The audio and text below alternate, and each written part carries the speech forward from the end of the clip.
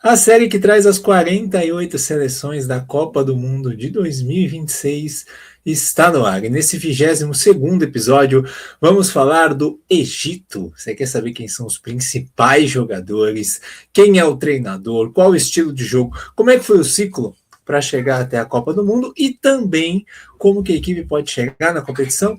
Tudo isso e muito mais a gente fala a partir de agora. Você está no canal Miguel Fortunato, Futebol de Seleções, seu lugar para ficar bem informado sobre as coisas da Copa do Mundo. Peço seu like, peço a sua inscrição e também que você assista o vídeo até o fim e diga o que achou.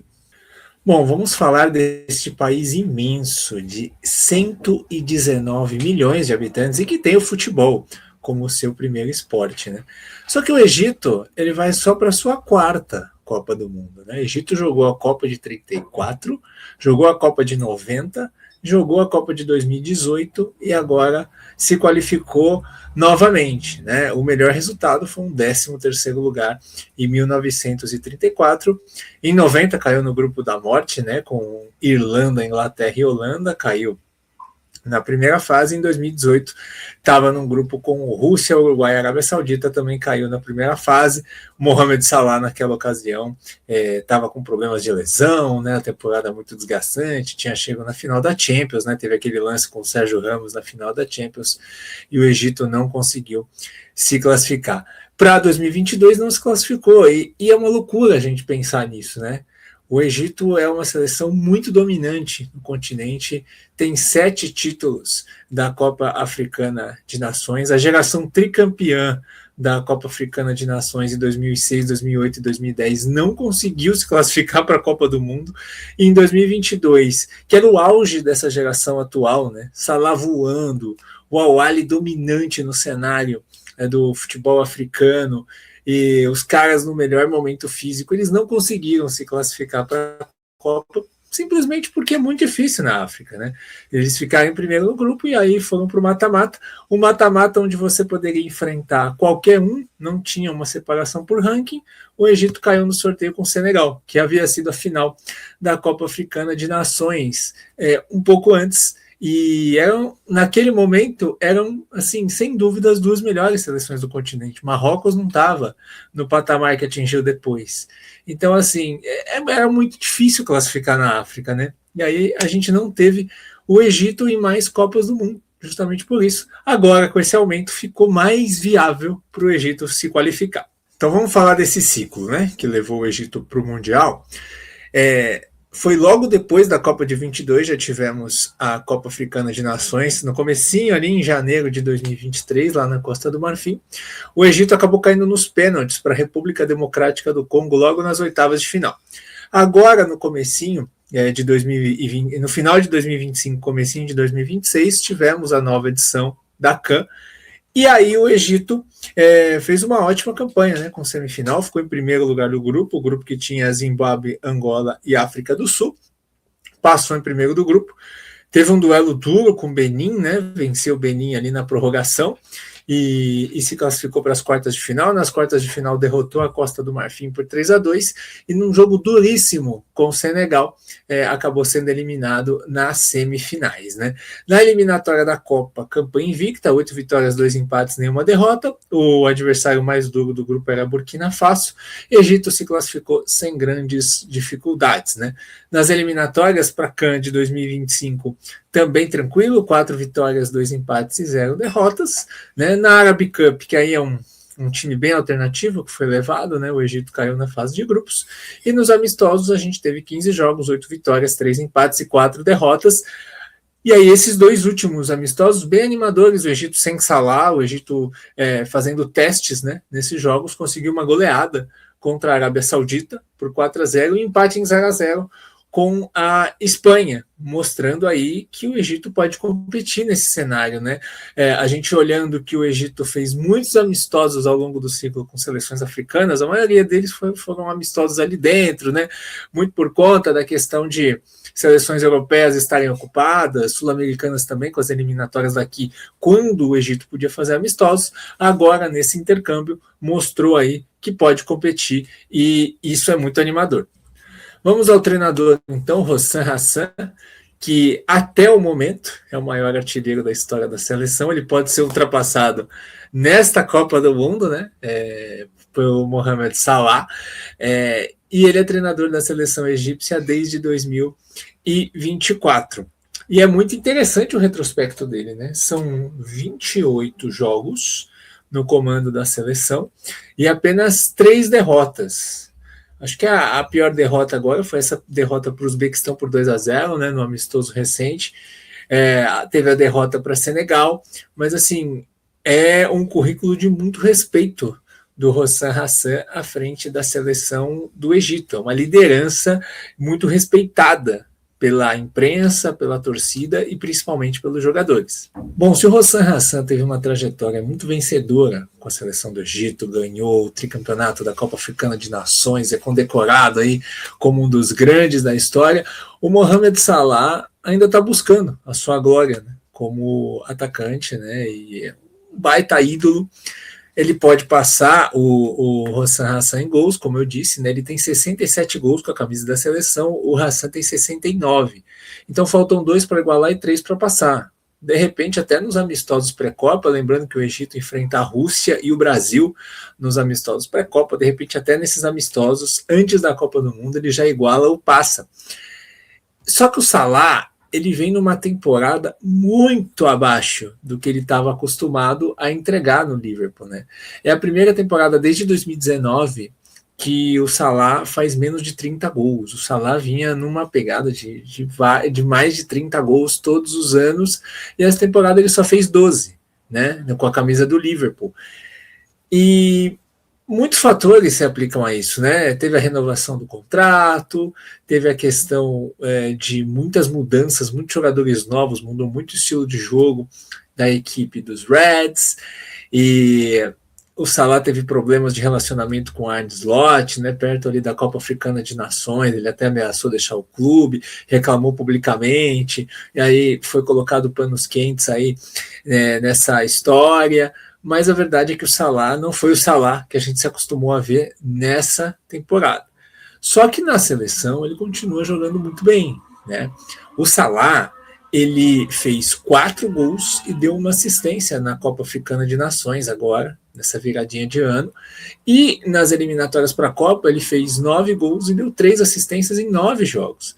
Então na seleção o Salah está rendendo muito bem.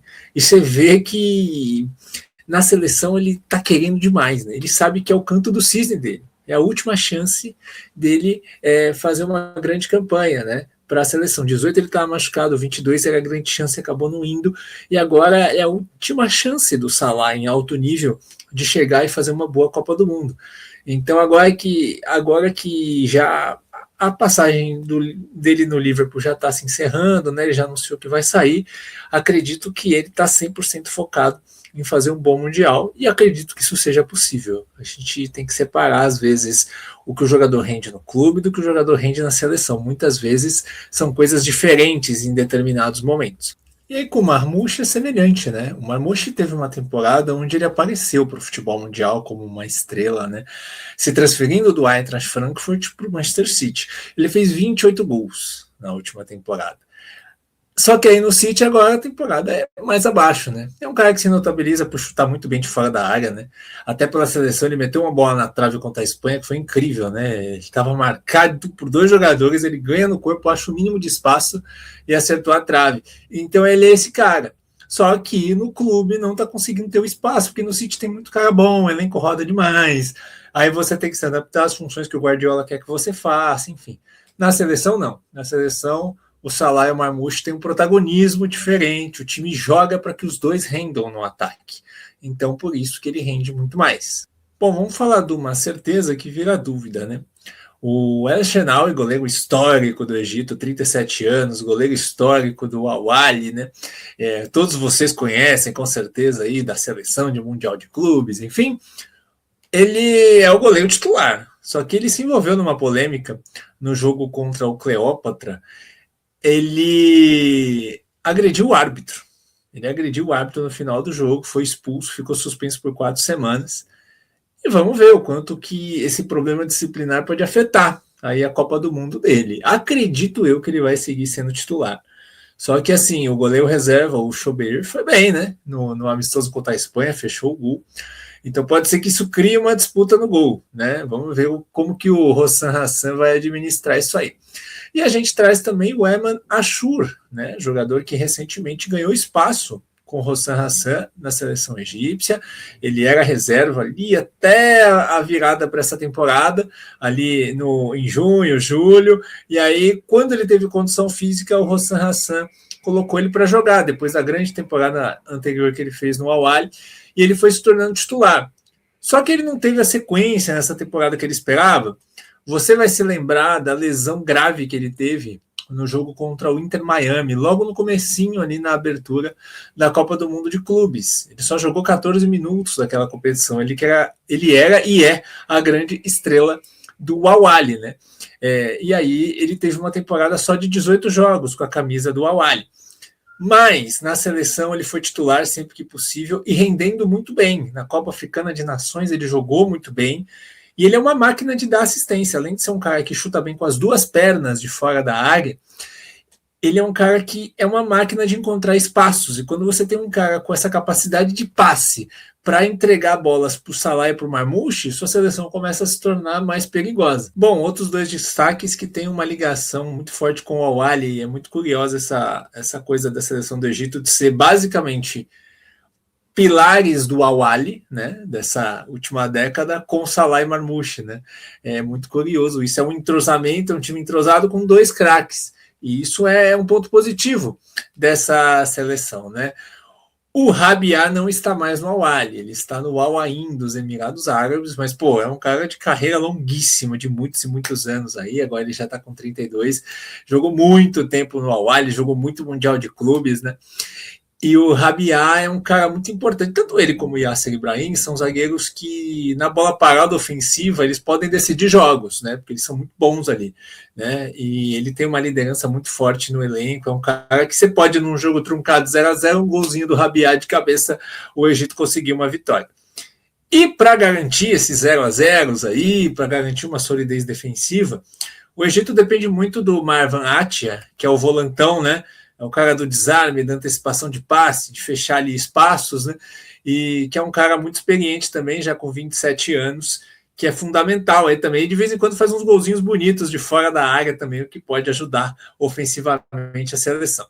Bom, vamos lá ao campinho entender esse time do Egito, então, que pode jogar nesse sistema, né? No 3-4-1-2, que foi o sistema aí do mata-mata na Copa Africana de Nações, como também pode jogar em linha de 4, né? Acho que a gente pode ter as duas versões, né?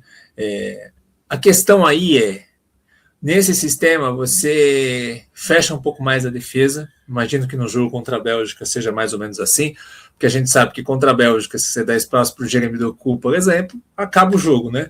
Então você tem que marcar muito bem as pontas, né? Aqui você dá mais um pouco de solidez defensiva para tentar jogar ali nos contra-ataques para Salah e Marmouche. Mas para um jogo, por exemplo, contra a Nova Zelândia, que aí o Egito deve ter mais a bola, você pode abrir mão de um dos zagueiros, jogar ali com mais um jogador, pode entrar ali o Trezeguet, aberto pelo lado esquerdo, pode entrar o Zizo, você pode colocar mais um jogador ali de meio campo. O Egito até já testou a formação com o Ashur de volante, Zizo, Trezeguet, Marmouche e Salah, ou então você pode colocar o Mohamed, atacante do Nantes da França, também, que é um cara que muita gente na imprensa do Egito diz que deveria ser titular para jogar com centroavante. Você pode jogar com Marmouche, Salah e Mohamed, o Mustafa Mohamed ali na frente. Pode ser também, entendeu? Para um jogo que o Egito vai ter mais a bola. Então são variações. Mas partindo do sistema que o Hossam Hassan usou nos grandes jogos, na Copa Africana de Nações, né, na hora que o bicho pegou, esse 3-4-1-2. No gol, El Shaarawy provavelmente deve ser o titular, mas tem aí a sombra do Chobeir, que é o companheiro de equipe dele lá no Al-Ahly, né? Aí na zaga você tem o Yasser Ibrahim, zagueiro do Al-Ahly, você tem aí o Abdelmajid, zagueirão aí do Zamalek, que foi titular aí, né, em vários jogos na Copa Africana de Nações. Você tem o Abdelmonem também, que jogador que joga na França, tá com problema aí de lesão, está buscando se recuperar a tempo da Copa do Mundo. O Fati, num sistema diferente, você pode improvisar o Fati também como esse terceiro zagueiro. E aí, do lado esquerdo, o Rabia é o zagueirão absoluto lá, também jogador do Al-Ahly. Aí você tem o Rani, do Al-Ahly, na ala direita, o Randi, do Pirâmides, na ala esquerda, né? E você tem o Fatu também, que pode fazer essa função. Geralmente o Fatu joga mais no sistema de linha de 4. Quando joga na linha de 3, o Randi é o ala pela esquerda, mas os dois estão disputando posição aí para a Copa do Mundo. E aí no meio você tem o Fatih, né, que jogou também muito tempo no Al-Ahly, agora está lá no Oriente Médio, mas revivendo essa dupla de Al-Ahly com o Atia, né, fazendo essa dupla de volante. Quando jogam os dois de volantes, eu acho que é a melhor versão ali, principalmente defensiva, desse meio campo do Egito. Aí na frente, na teoria, estando todo mundo bem, Ashur, Salah e Marmoush. Esse é o trio de ataque. Mas o Zizou é um cara que ganhou muito espaço, né? O Zizou, que protagonizou em uma mudança entre rivais, né? Ele estava no Zamalek, foi para o Al-Ahly. Lá no futebol local, consideram ele um craque, né? Um cara muito querido pelo torcedor egípcio, pelo torcedor local, pela imprensa local. E você tem também o Trezeguet, mas o Trezeguet, ele não é esse jogador para jogar centralizado. O Trezeguet ele joga mais aberto pela esquerda, né? E é uma opção ótima para segundo tempo. Os dois são opções para entrar, para dar calor, para dar dinamismo e para buscar soluções diferentes caso o time precise no segundo tempo de jogo. E aí, como eu disse, no ataque você tem a opção do Mohamed, caso você queira um centroavantão mais ali dentro da área, né? Porque aqui a gente está falando de um time reativo, um time onde tem muita gente que já passou da casa dos 30, que está chegando nos 30, né, que já está dobrando aí o cabo da Boa Esperança, então assim, que já não está mais no seu auge físico. Então assim, quanto mais lento for o jogo, melhor para o Egito, e quanto mais espaço para um jogo reativo, melhor, que o Egito consiga se defender, roubar a bola e lançar em velocidade para os seus jogadores de frente. Bom, vamos aos nossos prints, né, imagens que eu separei aqui, estudando a seleção do Egito. E aqui, essa tomada aérea aqui do primeiro gol contra a Costa do Marfim mostra o que é a seleção do Egito, né? A pressão no meio campo ali, na posse de bola da Costa do Marfim, o Egito retoma a posse ali, o volantão ali consegue antecipar e dá o passe certinho para o Marmoush ganha na corrida e faz o gol. Isso é o Egito, é tentar roubar essa bola no meio campo, principalmente com o adversário em progressão, para poder pegar ali no contrapé, né, e lançar em velocidade para o Salah ou para o Marmoush, porque isso vai criar uma situação muito positiva para buscar chegar no gol. Essa imagem contra Senegal é bacana porque a gente vê como que o Egito funciona com posse, né? Os três zagueiros ali, a saídinha de três, né? E aí você tem ali posicionados mais à frente o Salah e o Marmoush, tá o ala esquerdo lá espetado do lado esquerdo, aqui embaixo da tela, escondido na imagem, está o Rani espetado na direita, dando essa amplitude, o Ashor está ali no meio, encaixotado entre os volantes, e aí o time vai tentando trabalhar, buscando ali jogadas principalmente pelas pontas, né? Tem opção, tem qualidade para buscar chegar num gol, né? Principalmente pelo chão, porque não são jogadores tão altos assim, buscar um chute de fora da área é a arma mais forte quando o time está com posse, mas o Egito funciona muito melhor quando ele recupera a posse e lança em velocidade do que quando ele constrói. Agora a gente vai ver o Egito defendendo, né? E acho que a ideia de jogar com a Espanha foi muito boa. E contra o Brasil também vai ser um teste muito positivo, porque o Egito teve que ficar ali sobrevivendo, né? Se defendendo, e esse é um cenário muito provável, especialmente se ele for avançando, né? Vai ser no jogo contra a Bélgica e também se for avançando para fases mais agudas da Copa do Mundo contra seleções mais difíceis. O Egito se fecha, a gente vê aí a linha de 5, né? Aí você vê aí os 3 jogadores de meio, fazendo aí a segunda proteção, e os 2 jogadores de frente. Caso o Egito se defenda assim, quando o Salah estiver em campo, o Marmoush vai ter que fazer essa compensação defensiva, porque o Salah já não tem mais esse gás para isso. Então o Marmoush vai ter que fechar a ponta lá do lado esquerdo e fazer essa compensação defensiva para formar uma linha de 4 ali. E aí a gente vai vendo na imagem, e isso aqui é muito normal, tá? O Egito pressiona muito o portador da bola e o lado da bola. Então, os jogadores que estão no lado oposto ficam livres. E aí, conforme o adversário vai virando o jogo, fácil o balanço defensivo, né? Claro que isso pode ser arriscado em alguns momentos, mas o Egito se vira bem, se defende bem. É uma seleção que se sente confortável nessa situação de resistir a pressões adversárias. E projetando a Copa do Mundo do Egito, quando eu fiz o vídeo, né, analisando a tabela da Copa, os telespectadores mais fiéis vão lembrar que eu falei que o Egito, das 48 seleções, tinha a melhor logística. E é fato, né? Joga contra a Bélgica em Seattle, joga em Vancouver contra a seleção da Nova Zelândia e fecha a sua participação no jogo contra o Irã, jogo que vai ser realizado em Seattle de novo. Imagina o ambiente que não vai ser para a seleção do Egito, com os egípcios que vão em peso nessas competições, né?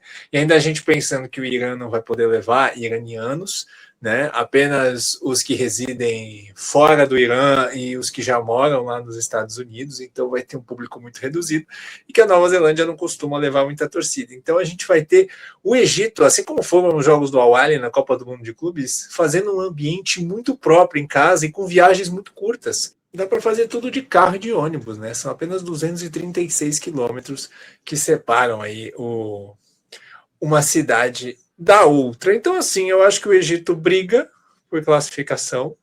De repente, se conseguir empatar com a Bélgica, por exemplo, fazer um jogo ali mais cozido, segurar um empate com a Bélgica, de repente dá até para sonhar com o primeiro lugar do grupo, dá para tentar ficar em segundo. Eu acho que disputa com o Irã ali para ser a segunda força do grupo, né? Mas ao mesmo tempo o Egito pode tropeçar numa Nova Zelândia, pode acontecer. A gente viu o Egito sofrendo contra a Zimbábue, contra Benin, nesses jogos que precisa propor o jogo. Então, assim, é um grupo duro, onde os 3 jogos vão ser duros e os 3 jogos são possíveis para o Egito pontuar.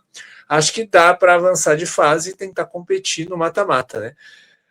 Por um lado, eu acho que a maioria da melhor fase dos jogadores já passou, né? Os caras do Al-Ahly, o Salah, né, principalmente. Mas, por outro, surgiram jogadores jovens com talento que acrescentam muito à seleção, como o Ashore, como o Zizo, como também o nosso querido Marmouche. Então, vamos ver o que vai dar tudo isso, certo, gente? Tem muito vídeo para vocês maratonarem aqui. Então, curtam, compartilhem, deixem a opinião de vocês e a gente se vê em breve no próximo. E digam aí nos comentários o que vocês esperam da Copa do Mundo do Egito. Grande abraço!